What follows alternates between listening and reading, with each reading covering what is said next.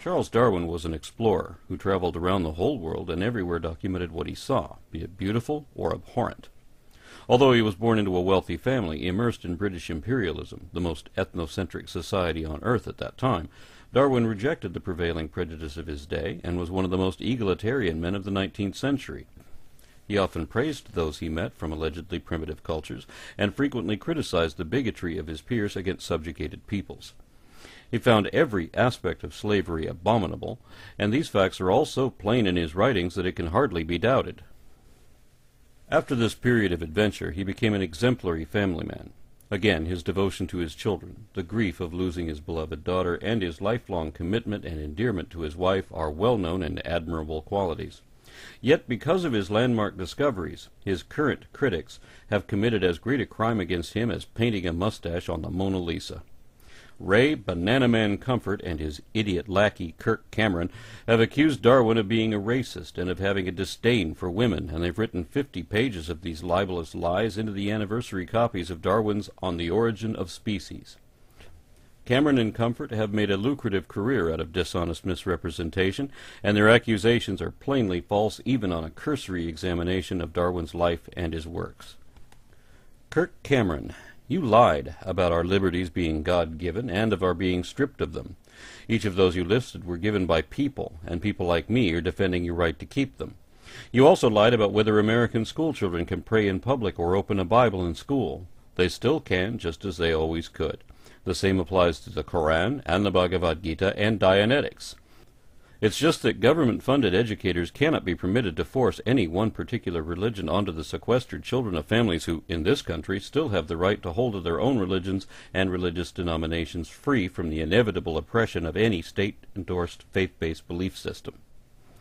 That's also why the Ten Commandments have never been permitted in our government's buildings, and in fact have never been displayed in any public building anywhere in the world. Because no one believes that sane men in the modern day need to observe the Feast of Weeks, or the Feast of Unleavened Bread in the month when the ear is on the corn. It's not really our highest priority that remember not to boil baby goats in their own mother's milk, or to be careful what kind of bread to offer with a blood sacrifice. You lied about science, too, and about there being many hoaxes to promote it. This is especially laughable since creationism relies entirely on frauds, falsehoods, and fakery, where science seeks out and exposes these by design.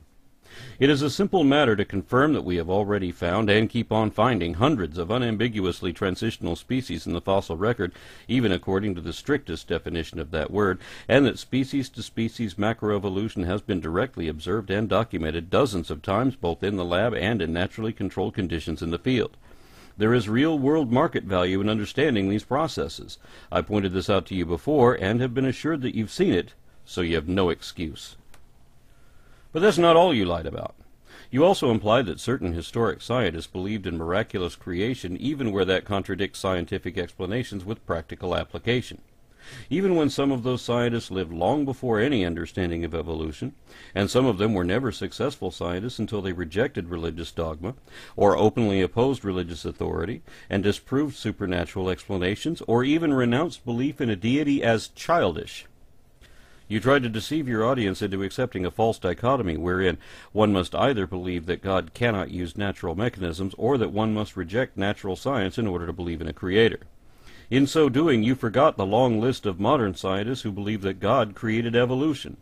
Notable scientists such as Reverend Bob Bacher, Keith Miller, Kenneth Miller, Lamoureux, Livingstone, Colling, Collins, Van Til, Arnhart, Wilcox, Finlay, Neild, Edwards, Polkinghorne, Jackie, and Dobzhansky.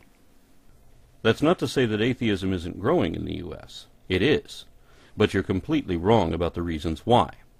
If you conduct a poll of 100, 1,000, or 100,000 American atheists, I bet you'll find that the majority of them were once religious, and that what drove most of them away from faith wasn't any revelation of science, but the intolerant hypocrisy, inconsistencies, contradictions, and fraudulent propaganda of creationists like yourself.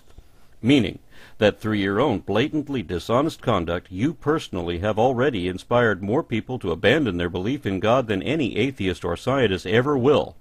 You want students to hear both sides of the story, and so do I, because there's no such thing as a balanced account of magical creationism. It is a bias, by definition and admission.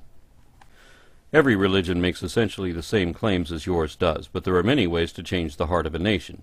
Indoctrination and deception are your ways, but education and enlightenment work better than anything else. Those for whom truth really matters will look to those telling the truth, and will hear your ilk no more. For example, despite your bigoted stereotyping of infidels, I myself do not believe in sin.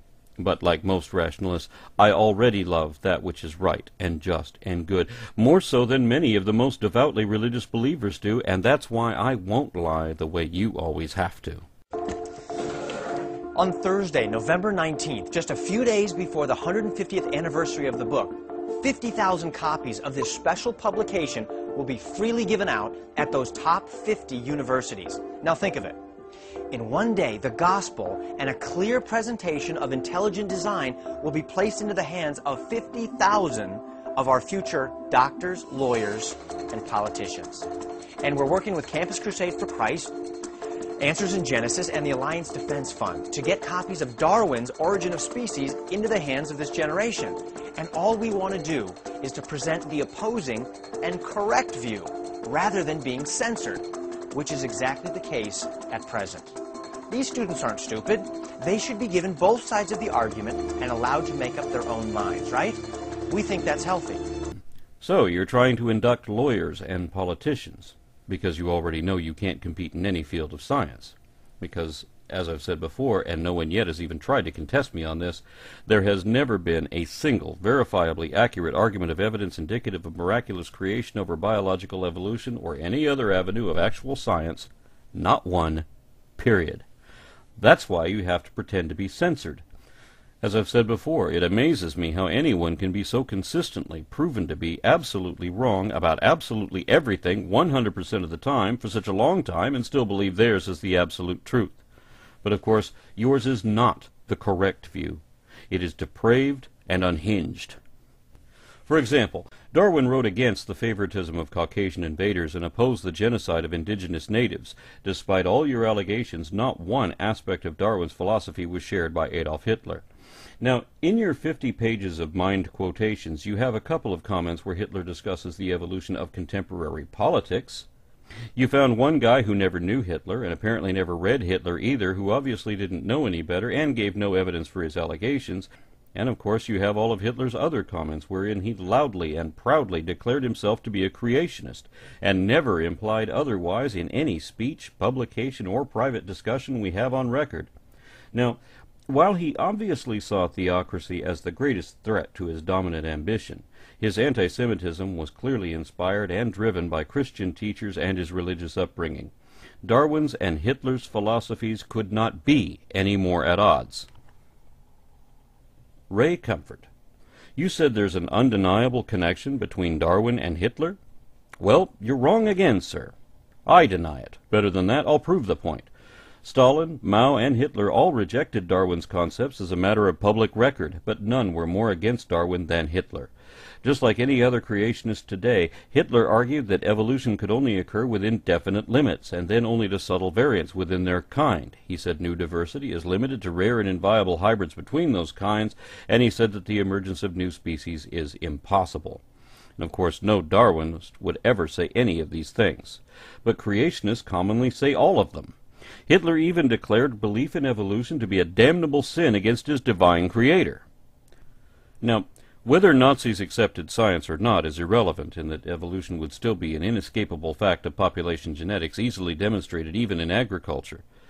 In the same way, evil people believe in atoms, too, but that doesn't make atomic theory evil. Now, that's not the point here. The point, Ray, is that you're a liar, and now you're a vandal, too. So let me prove it, Ray. Along with the other challenges I've already levied that you're too cowardly to accept, add this.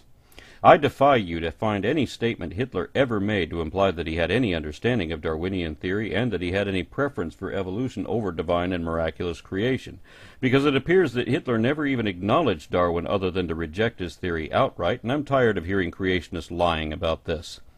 Hitler was definitely on your side of the fence, not mine, and it's time to call you out on that.